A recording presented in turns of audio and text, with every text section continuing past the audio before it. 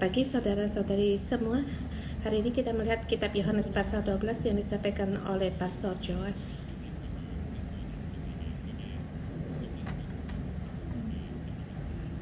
Tadi baru kita pada kesaksian dari si Modena dalam pengalamannya di Singapura. Di dalam hati saya sangat merasakan waktu saya melihat keluarga dari bangsa-bangsa, dengan alasan apa mereka bisa hadir di dalam komunitas kita. Ada sesuatu yang mereka lihat dan ada sesuatu yang mereka dengar dan mereka percaya. Pada saat mereka menerima pesan dari pohon kehidupan, di hati mereka sangat terharu agar di tempat di mana berada di situ mendirikan komunitas pohon kehidupan. Mereka melakukannya. Saudara semua, bukan semua orang bisa mendengar, bisa melihat dan percaya. Dan di pasal hari ini berbicara kepada hidup kita. Sebab di pasal 12 banyak komunitas yang berbeda dan orang-orang yang tokoh-tokoh yang berbeda. Kemuliaan Allah dinyatakan kepada setiap orang, tetapi tanggapan orang berbeda-beda. Jadi di kitab Yohanes pasal 12 saya memberikan tema kemuliaan Allah telah datang. Siapa yang percaya? Siapa yang mendengar? Siapa yang melihat? Di bagian besar kita lihat ayat 1 sampai dengan 11. Di pasal sebelumnya satu mukjizat yang besar telah terjadi, yaitu mukjizat Mesias, yaitu Lazarus hidup dibangkitkan dari matinya. Dan di kebangkitan ini membawa satu goncangan kepada di tempat itu. Lazarus bangkit dan menyatakan bahwa Yesus adalah Mesias dan juga menunjukkan bahwa Yesus punya kekuatan dalam kebangkitan. Dan mereka pun walaupun harus menghadapi kematian. Kita lihat ayat 1 sampai dengan 11. Ayat pertama, 6 hari sebelum Paskah, Yesus datang ke Betania, di tempat tinggal Lazarus yang dibangkitkan Yesus dari antara orang mati. Di Paskah telah dekat, dan sebelum 6 hari sebelum Paskah, yang menyatakan sebelum Yesus dalam penderitaan di perjamuan yang terakhir 6 hari sebelumnya. Di tahap ini, di masa yang akhir ini, apa pesan hidup yang Yesus bagikan kepada banyak orang? Pada saat Yesus sampai di Betania, di situ ada orang yang mengadakan perjamuan untuk Yesus. Dia Marta melayani, dan juga Lazarus yang ada di tengah-tengah dan turut makan dengan Yesus. Ini satu gambaran bahwa orang yang sebelumnya mati sekarang duduk di tengah-tengah kita dan makan bersama. Dan Maria mengambil satu tindakan, satu hal yang sangat kita kenal. Dia mengambil minyak naswastu murni yang mahal harganya, lalu meminyaki kaki Yesus dan menyekahnya dengan rambut. Bau minyak semerbak di seluruh rumah itu. Ini satu gambaran yang bisa dilihat dengan indah, dan juga gambaran yang bisa tercium. Dan di saat itu, di ayat keempat, salah satu muridnya Yesus, yaitu Yudas Iskariot, dia datang. Di sini dikatakan yang akan menyerahkan dia. Di situ dan berkata, menegur Maria, mengapa minyak naswastu itu tidak dijual 300 dinar dan uang diberikan kepada orang-orang miskin? Minyak naswastu yang mahal ini sama artinya kan dengan gaji setahun. Mungkin karena berkata bisa sendiri bisa menghitung 1 tahun berapa pendapatanmu. Walaupun di Hong Kong menggunakan gaji yang paling rendah, dalam 1 tahun pasti punya satu jumlah yang banyak. Kalau kamu orang yang sangat spesial, kamu dapat melakukan dalam pendapatan setahun bagaimana jumlah itu. Tetapi apa yang dilihat oleh Yudas ayat ke-6, dia bukan memperhatikan nasib orang-orang miskin. Ia adalah seorang pencuri. Ia sering mengambil uang yang disimpan dalam kas yang dipegangnya.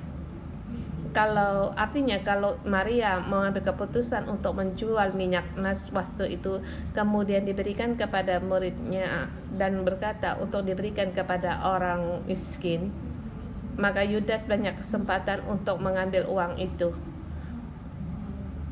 Di sini perbedaan antara Yudas dan Maria. Maria melihat kemuliaan. Dia lihat Tuhan, kemuliaan Tuhan. Dia melihat kemuliaan mujizat. Di saat Yesus hidup dia melihat. Tapi Yudas yang dia lihat adalah kesempatan dia mengambil uang. Ayat ke-7-8 kata Yesus, biarkan dia mengurapi aku, sebab di sini biarkan dia melakukan ini untuk mengikat hari penguburanku. Karena orang-orang miskin selalu ada pada kamu, tetapi aku tidak akan selalu ada pada kamu. Saya tidak tahu apakah kalian di rumahmu juga menggunakan minyak wangi. Istri saya selalu punya kebiasaan di tiap toko dia bisa mencium wangi dari parfum. Saya berkata kalau bisa menjamu orang di rumahnya, bisa di rumah ada wangi-wangian, itu sangat baik. Tetapi mengapa dia di setiap toko dia selalu mencium parfum? Sebab dia telah kehilangan mencari parfum yang sudah lama tidak ia ketemukan. Mungkin di situ di dalam toko ada parfum 20 macam, tapi bahwa di rumah sudah tidak ada wangi, dan belakangan sudah ketemukan.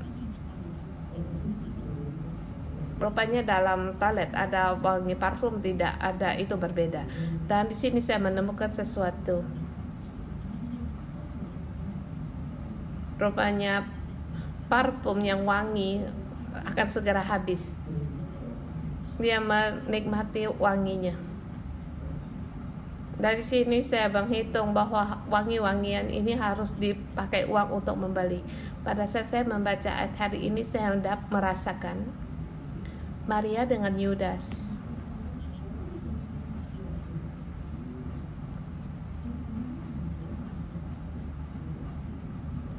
Pada saat istri sangat peduli akan membeli parfum, yaitu ia memperdulikan untuk penyambutan tamu dan suasana dalam rumah. Ada alasan yang ia yang utamakan.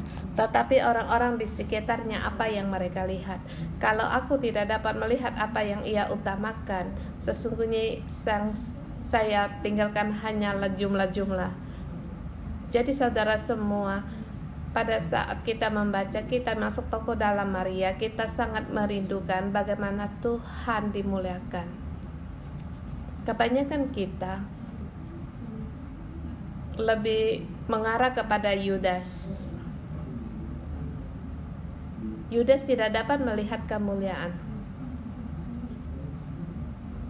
Tetapi adakah di dalam hidup kita juga hanya ditinggalkan jumlah bilangan?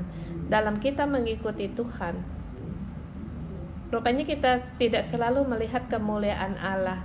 Ada kalanya kita, Tuhan, aku memberikan segalanya bagimu. Tapi ada di antara para pelajar, saudara-saudari, mungkin mengikut kita akan kembali menghitung jumlah kita. Setiap keputusan mengikuti Tuhan, kita melihat kemuliaan Allah, atau kita menghitung seberapa banyak pengorbanan yang kita bayar.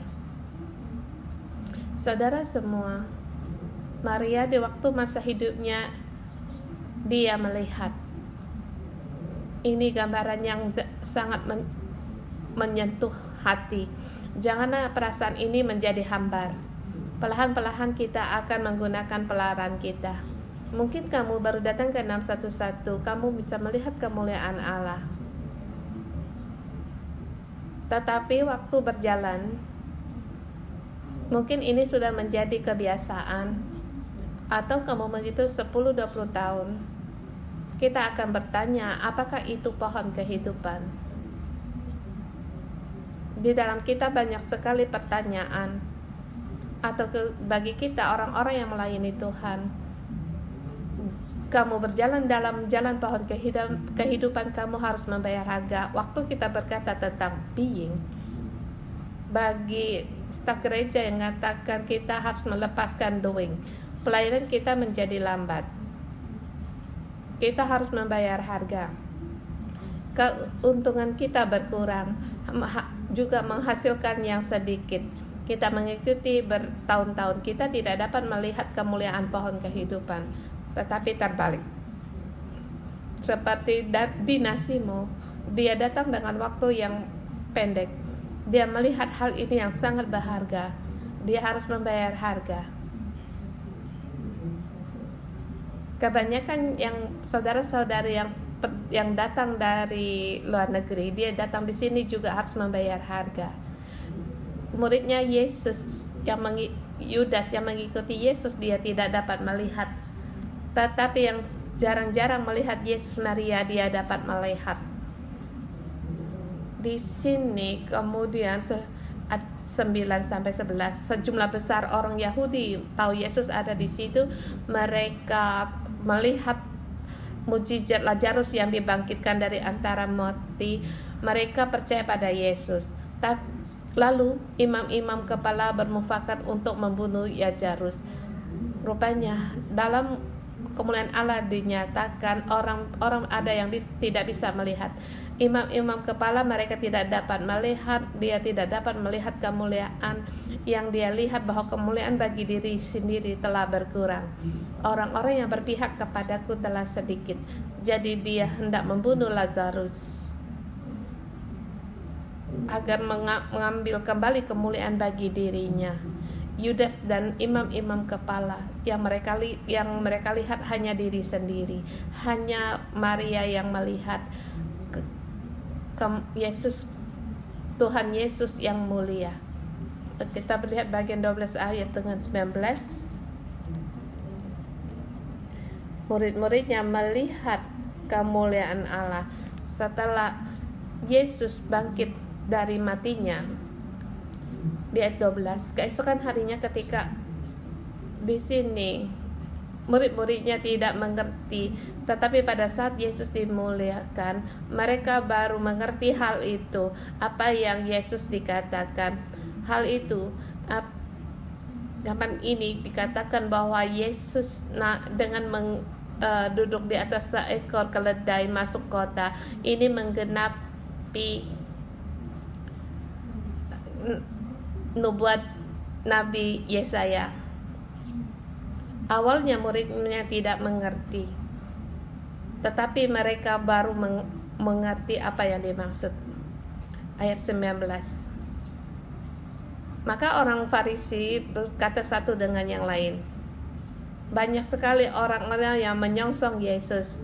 Mereka di situ mengambil daun-daun dan menyongsong dia sambil berseru-seru, Hosana, diberkati dia yang datang dari dalam nama Tuhan Raja Israel. Di sini orang Farisi melihat dan berkata kepada orang lain, kamu lihat sendiri bahwa ya sama sekali tidak berhasil. Lihatlah, seluruh dunia datang mengikuti dia. Di sini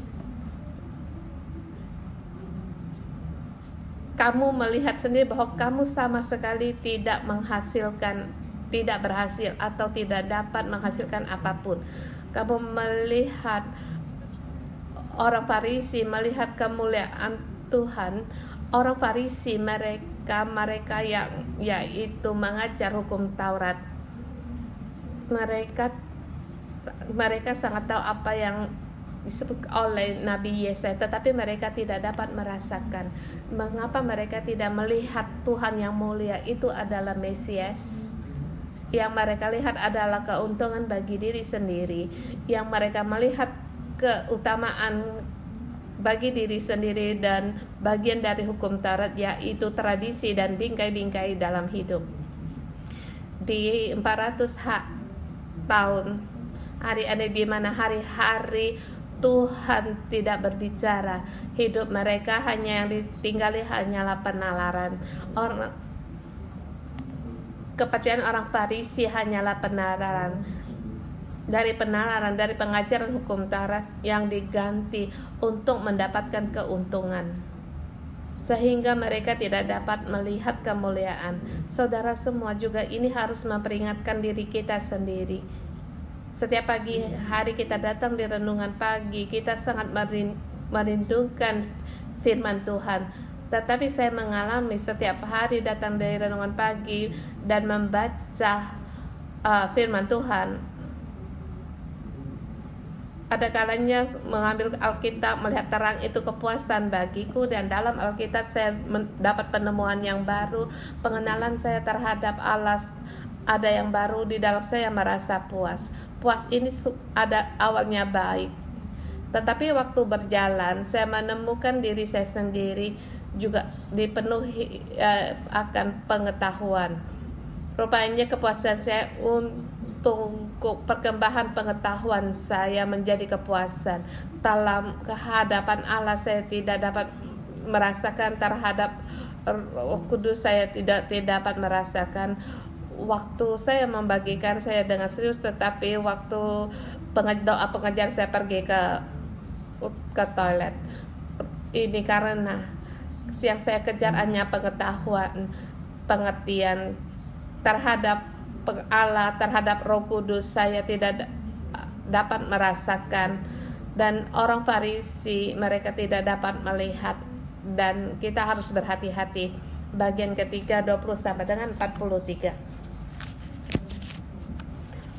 Bangsa yang bukan Yahudi percaya kepada kemuliaan Tuhan, tetapi orang Yahudi mereka tidak percaya. Ayat 20, di antara mereka berangkat untuk beribadah pada hari raya terdapat beberapa orang Yunani. Mereka datang kepada Filipus dan berkata kepadanya, "Tuhan, kami ingin bertemu dengan Yesus." Kemudian Filipus dan Andreas memberitahukan kepada Yesus, menyampaikannya pula kepada Yesus. Jawab Yesus kepada mereka, "Telah tiba saatnya Anak Manusia dimuliakan." Saya tidak tahu waktu kamu membaca ini bagaimana pendapatmu. Orang Yunani ingin datang mendapatkan Yesus. Yesus tidak menjawab datanglah atau tidak, bertemu dia, tetapi Yesus menjawab, telah tiba saatnya Anak Manusia dimuliakan. Kenapa? Sebab bangsa yang bukan Yahudi, mereka ada bagian bangsa bukan bangsa yang mereka percaya akan hukum Taurat Yahudi. Mereka di hari raya mereka datang beribadah. Jadi saya percaya mereka juga percaya kepada Tuhan Allah. Orang yang bukan Yahudi percaya kepada Allah orang Yahudi. Di dalam mereka punya kerinduan bahwa mereka berkata, "Aku ingin bertemu dengan Yesus." Tuhan berkata, inilah hari kebangkitan rohani di mana hati orang-orang merindukan. Inilah puncak kerinduan hati manusia, bahwa bangsa-bangsa bukan Yahudi juga datang di hadapanku.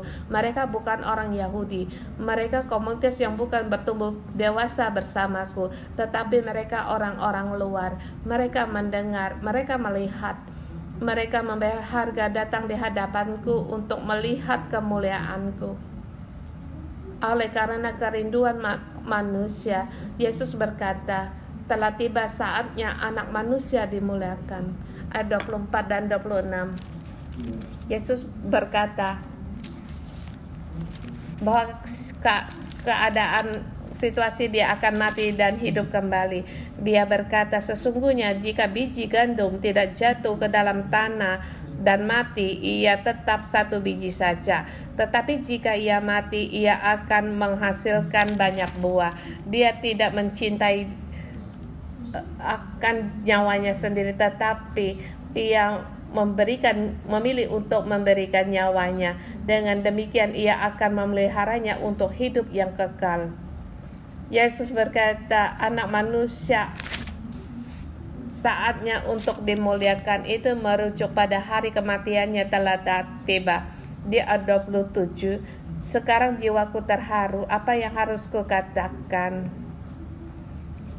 Orang-orang melihat akan semangat dari Yesus. Di depan dikatakan Maria melihat kemuliaannya. Di sini orang Yunani melihat kemuliaannya dan hatinya sangat terharu. Sebab manusia punah sadar melihat kemuliaan Allah bertambah banyak. Kerinduan manusia terhadap kemuliaan Tuhan adalah eko bagi Yesus. Banyak orang melihat kemuliaan Allah. Hati Yesus semakin terharu.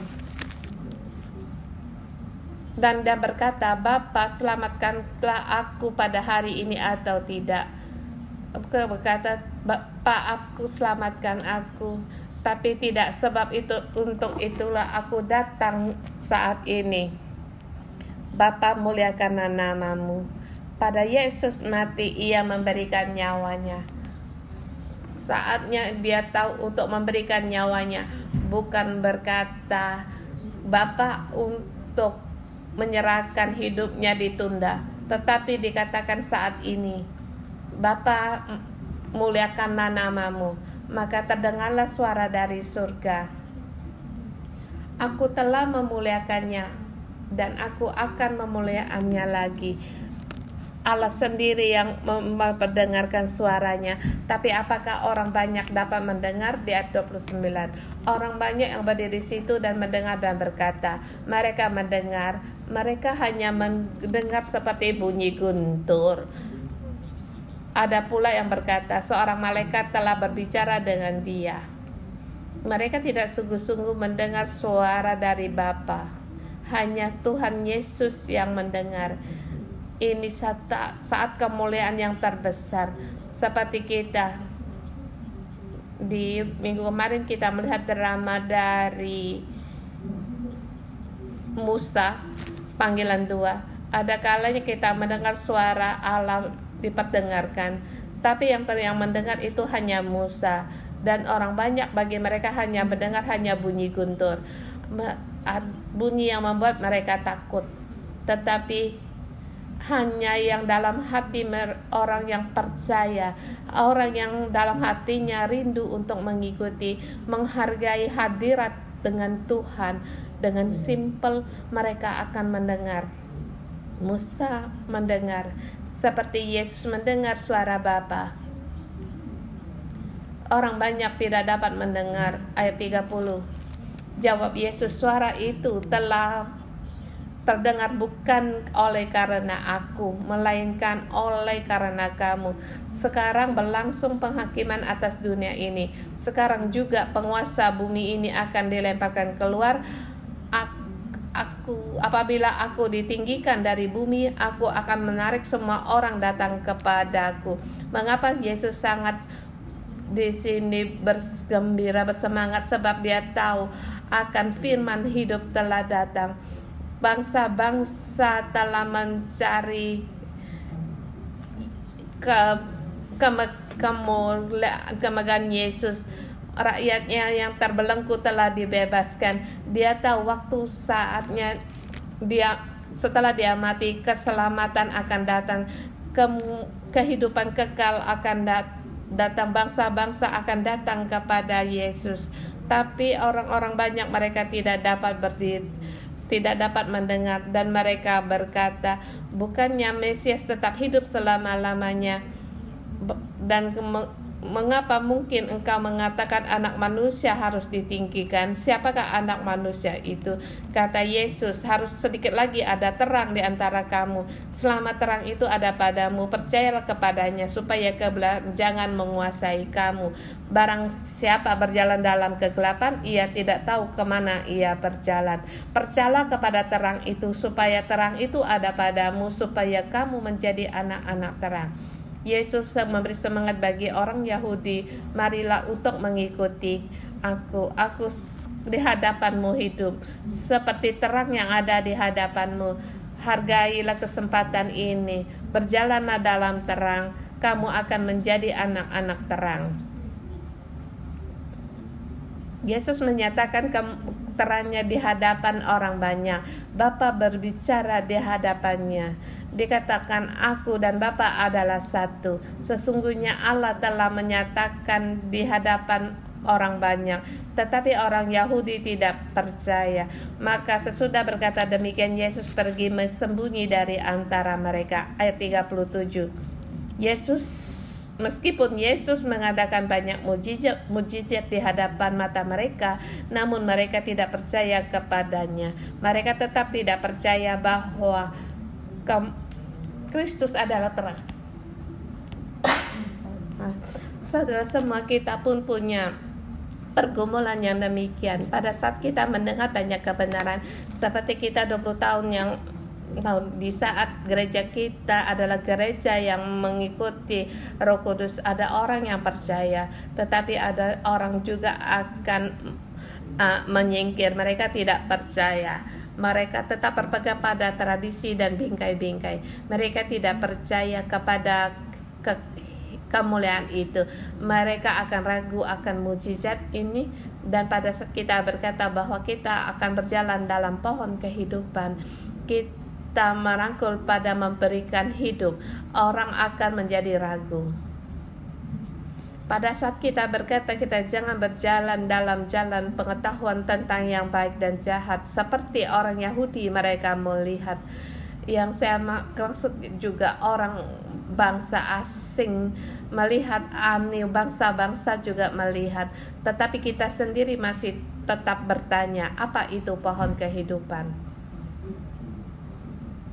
Kita tidak dapat melihat betapa menakutnya pohon pengetahuan tentang yang jahat dan yang baik.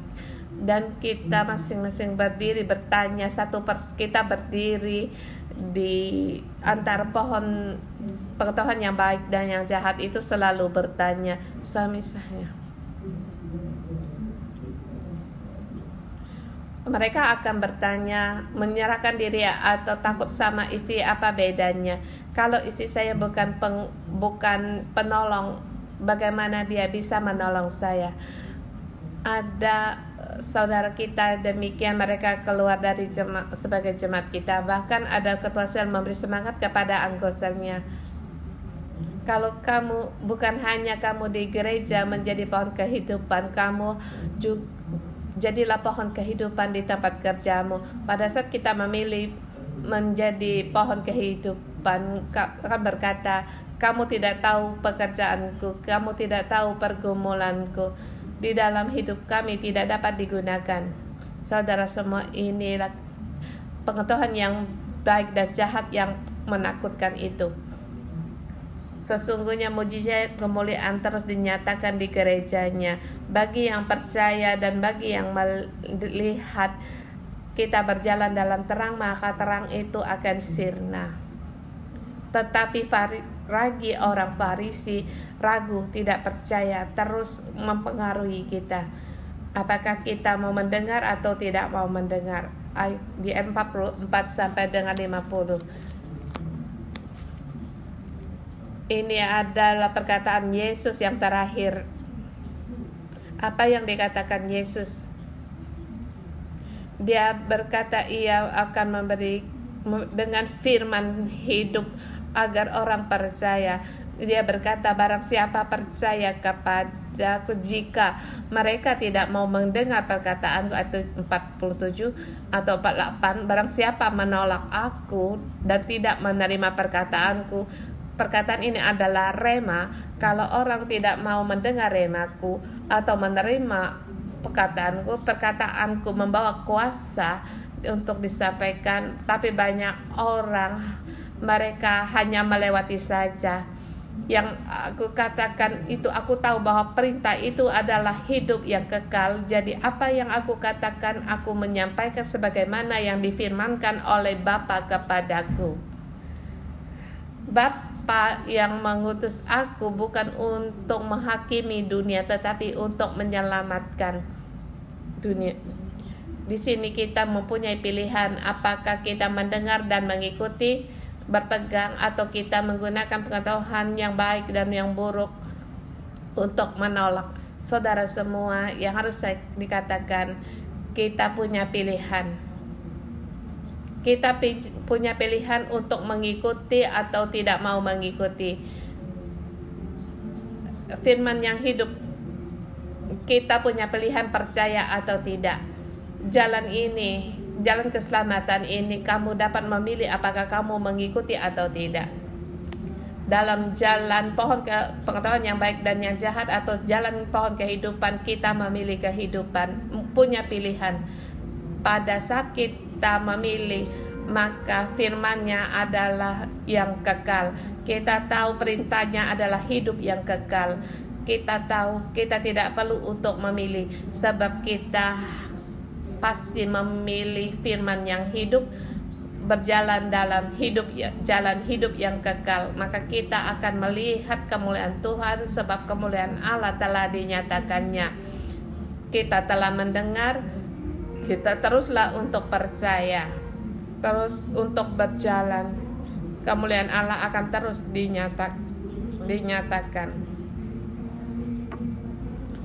Dan seterusnya kitab Yohanes akan terus menyatakan kemuliaan Allah. Kita terus mengambil pilihan, berjalan pada jalan Maria, berjalan dalam jalan kerinduan untuk memandang kemuliaan Allah, sehingga Allah mendapatkan kemuliaan yang besar. Mari kita menyembah Tuhan Allah kita di hadapan Tuhan. Tuhan, kita bersyukur. Tuhan, buka mata kami agar kami melihat kemuliaan-Mu. Buka telinga kami agar kamu bisa mendengar kemuliaan-Mu. Tuhan, kami menyembah dan memuliakan Engkau. Haleluya.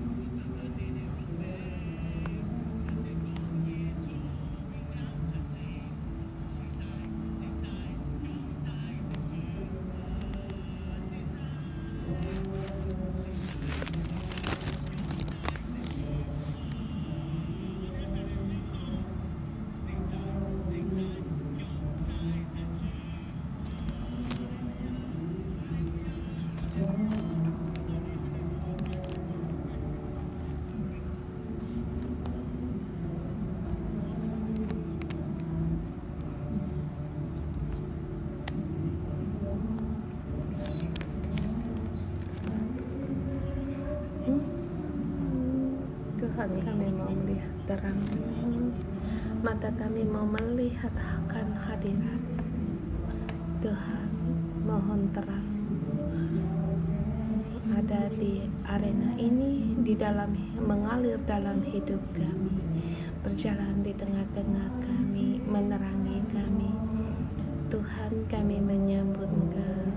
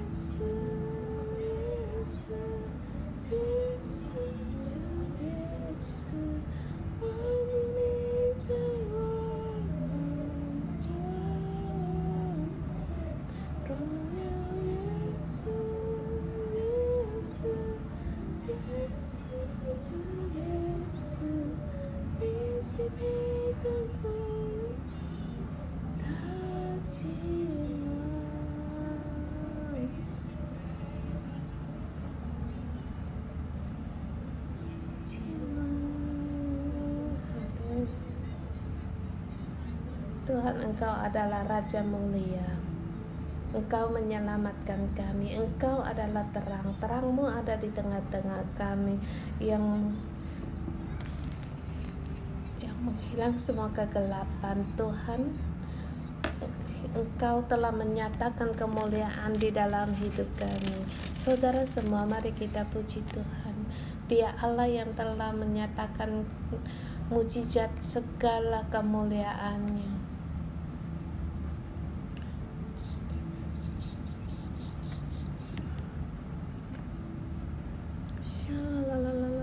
Tuhan, kami memuji Engkau. Kami memuji Engkau. Engkau mengasihi kami dalam situasi apapun. Kasih-Mu memenuhi kami.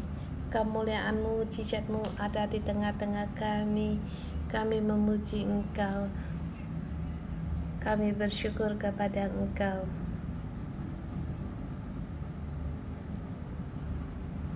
Tuhan, kami memuji Engkau. Engkau adalah Raja mulia. Bahkan di gereja-Mu Engkau menyatakan kemuliaan-Mu. Engkau dengan tiang awan dan tiang api yang menuntun kami, menyertai kami. Kami memuji Engkau. Tuhan, kami bersyukur kepada Engkau. Saudara semua, Pastor Joas memberitahukan kepada Tika, adakah kita melihat kemuliaan Allah? Kita dapat merenungkan dalam arena. Silakan berbagi satu dengan yang lain. Adakah kamu melihat kemuliaan Allah di dalam hidupmu, di dalam gereja? Kita membagikan kemuliaan apa yang kamu lihat.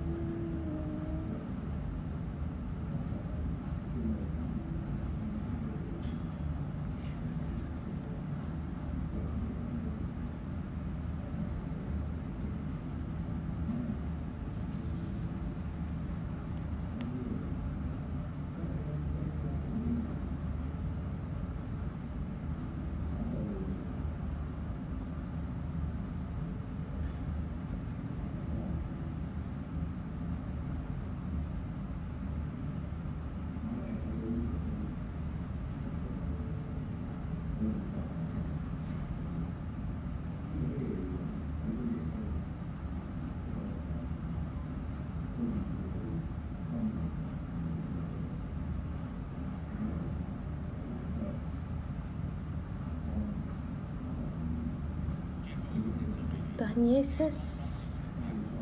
Yesus, Engkau adalah terang yang mulia, terang yang menerangi hidup kami.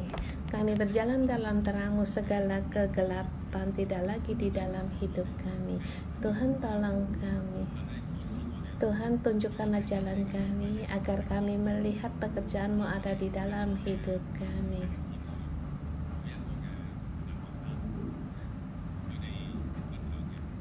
Setiap apa yang saudara-saudari kami bagikan, kami semuanya karena pekerjaan-Mu Tuhan. Kami memuji Engkau akan keajaiban dan mujizat-Mu Tuhan. Kami bersyukur Engkau adalah Allah kami, terang-Mu yang menuntun jalan hidup kami, jalan surgawi, jalan kemuliaan bagi Tuhan. Tuhan, kami memuji Engkau.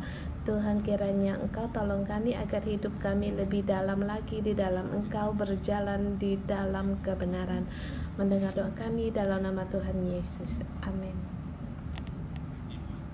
Saudara semua, di dalam ayat hari ini dikatakan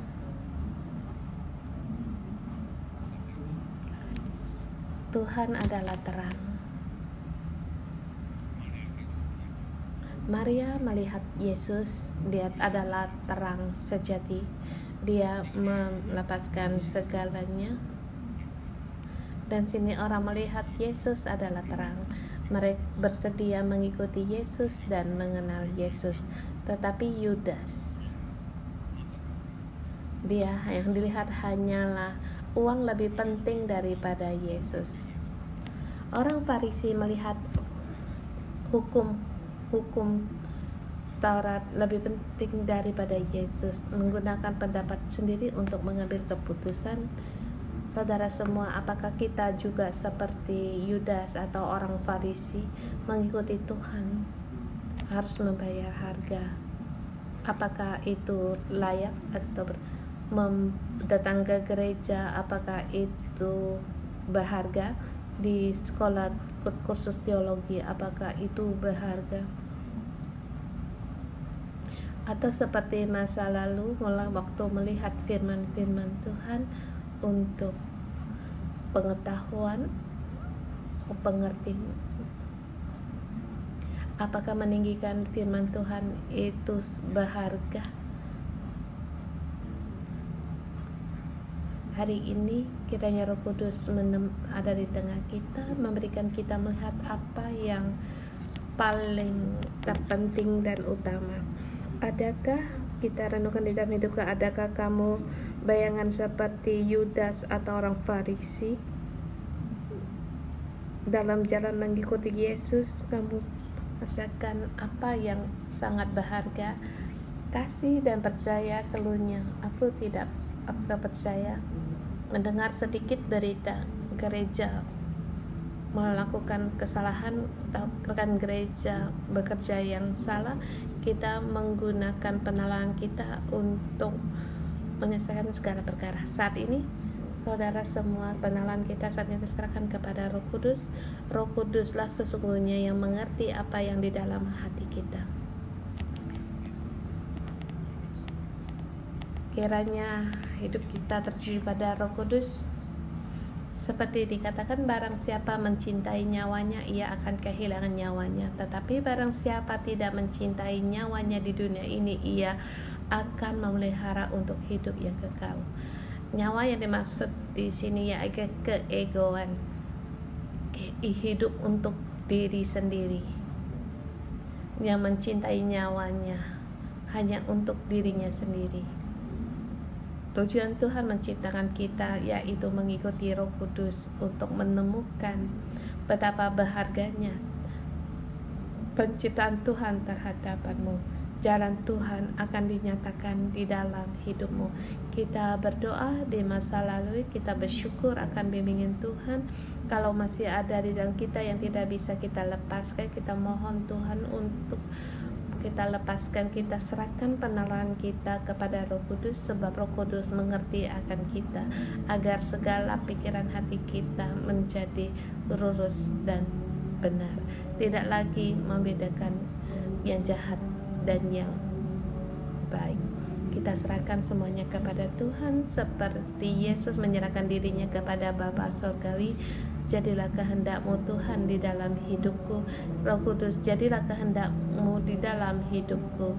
Tolong kami setiap orang, Tuhan, kami mau mengerti rencana dan kehendak-Mu, sehingga kami bisa berjalan di dunia ini. Tuhan, tolong kami.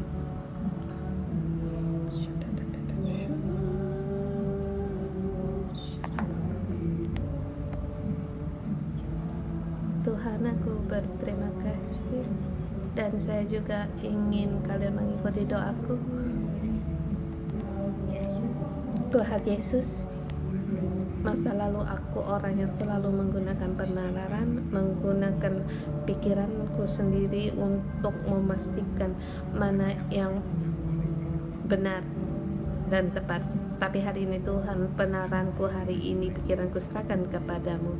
Orang melihat itu seperti menggunakan akal sendiri, penalaran sendiri, tetapi Tuhan, aku bersedia berjalan di jalan pohon kehidupan. Mohon Tuhan tolong aku agar aku tetap berpegang pada jalan ini. Roh Kudus, Engkau tuntun aku, penuhilah aku, berikan hikmat-Mu kepadaku, sehingga aku mengerti kehendak Allah Bapa. Tuhan, aku berterima kasih dan memuji Engkau, mendengar doa kami dalam nama Tuhan Yesus Kristus. Amin.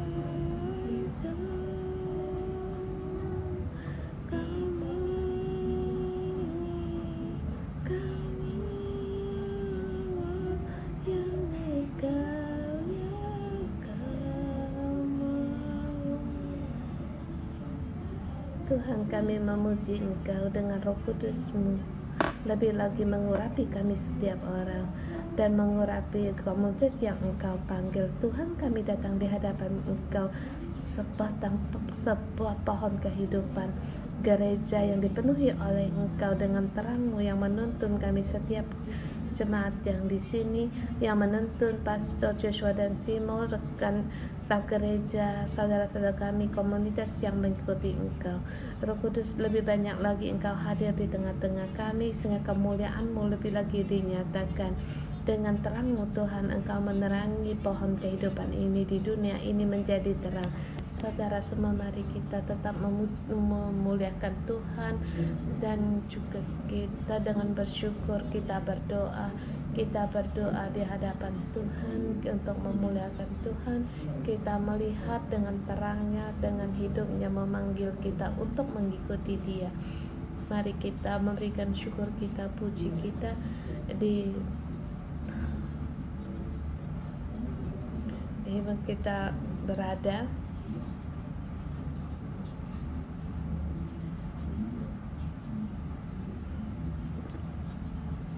Kita banyak berbagai pelayanan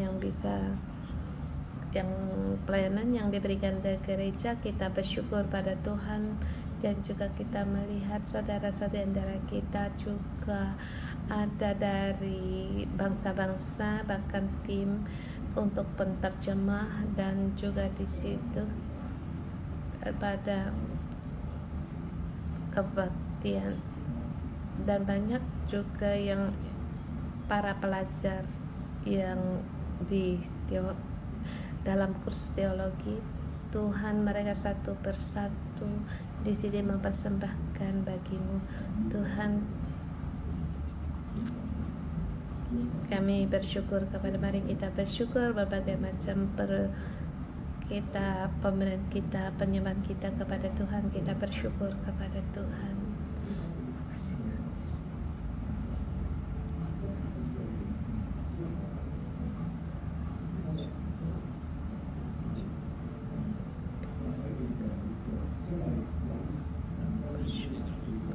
Tuhan, aku bersyukur kepada Engkau memilih kepada kami setiap orang di dalam bagian apapun, di rumah, di tempat kerja, di gereja, melayani, agar hidup kami memancarkan kehidupan-Mu.